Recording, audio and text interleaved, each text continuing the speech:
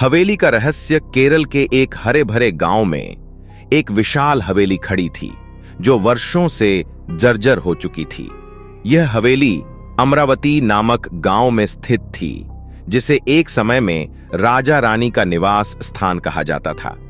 लेकिन समय के साथ हवेली वीरान हो गई और अब केवल भूतिया अफवाहें उसके चारों ओर उड़ रही थीं। अचानक लंदन से एक महिला मीरा अपने 8 वर्षीय बेटे आरव के साथ हवेली में लौट आई। उसके पति शंकर की एक हवाई दुर्घटना में मौत हो गई थी और मीरा अपने बेटे के साथ पुरानी हवेली में शांति की तलाश में आई थी। हवेली की हालत देखकर मीरा को थोड़ी घबराहट हुई, लेकिन उसने सोचा कि इससे उसकी आत्मा को शांति मिलेगी। हवेली के पुनर्निर्माण के लिए स्थानीय ठेकेदारों को बुलाया गया। ठेकेदारों में से एक विजय हवेली के अंधेरे और भूतिया कोनों से डरता था, लेकिन काम की मजबूरी के कारण उसे यहां काम करना पड़ा। हवेली की सफाई के दौरान विजय ने कई बार अजीब आवाजें सुनी और कभी-कभी दरवाजे अपने आप बंद हो जाते थे। एक रात मीरा और आरव अपने कमरे में सो रहे थे, तभी अचानक खिड़की पर एक पक्षी टकराकर मर गया। यह घटना मीरा को बहुत अजीब लगी। जब उसने देखा कि खून की बूंदें फर्श पर गिर रही हैं, तो उसकी घबराहट बढ़ गई। उसने पक्षी को खिड़की से बाहर फेंक दिया, लेकिन रात भर नींद नहीं आई। सुबह विजय और अन्य ठेकेदारों से पूछने पर उन्होंने इसे कोई खास बात नहीं समझा, लेकिन मीरा को सच्चाई पर संदेह था। उस दिन के बाद हवेली में और भी अजीब घटनाएं होने लगीं। एक दिन मीरा के बेटे आरव ने अपने कमरे में खड़ा होकर खिड़की से बाहर झांका और अचानक वह खिड़की से कूदने लगा। मीरा ने उसे पकड़ लिया और उसे बचा लिया, लेकिन यह घटना उसे और भी परेशान कर गई। स्थानीय गांव वालों से पूछने पर एक बूढ़े व्यक्ति ने उसे सुझाव दिया कि हवेली का इतिहास जानना महत्वपूर्ण होगा, ताकि वह समझ सके कि वहां क्या हो रहा है। मीरा ने गांव के सरपंच रामकृष्ण से हवेली के इतिहास की किताब मंगवाने की कोशिश की। किताब पढ़ने पर पता चला कि हवेली में कई साल पहले एक दयालु नौकर और उसकी पत्नी थे, जिनके बीच बहुत प्यार था। लेकिन जब राजा की शाही गहने चोरी हो गए, तो राजा ने उस नौकरानी को जिंदा दफना दिया और नौकर ने भी आत्महत्या कर ली। इसके बाद राजा ने आत्महत्या की और हवेली पर शाप चढ़ गया।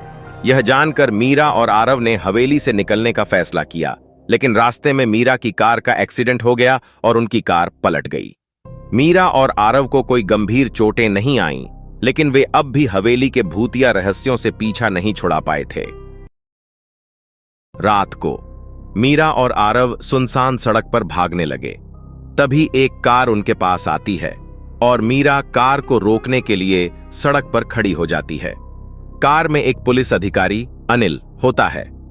मीरा ने अनिल से अपनी स्थिति बताई और उसे हवेली की घटनाओं के बारे में बताया। अनिल ने उन्हें अपनी कार में बिठाया और अस्पताल की ओर ले जाने की पेशकश की। रास्ते में अनिल की गाड़ी एक बूढ़े व्यक्ति गंगाधर से टकरा जाती है, जो अचानक सड़क पर गिर पड़ा था। अनिल ने उसे अपनी गाड़ी में बिठाया, लेकिन गंगाधर का हाथ अनिल की गर्दन तक पहुंच गया। अनिल ने गंगाधर की तरफ गोली चलाई, लेकिन वह भी असफल हो गया।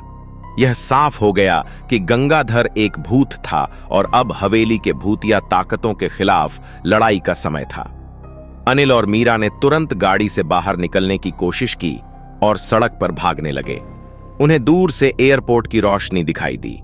मीरा और आरव को लेकर अनिल एयरपोर्ट की ओर बढ़े, लेकिन भूतिया ताकतें उनके पीछे थीं। सड़क पर अंधेरे और खौफनाक आवाजें सुनाई देने लगीं, जिससे उनका डर बढ़ता गया। आखिरकार वे एयरपोर्ट पहुंच गए और सुरक्षा गार्ड्स ने उनकी मदद की। मीरा और आरव को सुरक्षित स्थान पर भेजा गया। अनिल ने हवेली की जांच के लिए पुलिस भेजी और पता चला कि हवेली के भीतर छुपी आत्माएं अब तक अपनी न्याय की प्रतीक्षा कर रही थीं। मीरा और आरव को नई शुरुआत के लिए सुरक्षित जगह पर भेजा गया और हवेली को पूरी तरह से बंद कर दिया गया। पुलिस ने हवेली में होने वाली घटनाओं की रिपोर्ट की और स्थानीय प्रशासन ने हवेली को नष्ट करने का आदेश दिया। हवेली अब एक डरावनी याद बन गई जो लोगों को भूतिया ताकतों के प्रति सचेत करती है। सान्या ने महसूस किया कि अतीत के भूतों से छुटकारा पाना आसान नहीं है और कभी-कभी पुरानी जगहों से जुड़े दर्द को खत्म करने का सबसे अच्छा तरीका उन्हें पीछे छोड़ देना है। हवेली की कहानी अब एक चेतावनी बन गई है जिसे सुनकर लोग अतीत की काली यादों को न दोहराएं।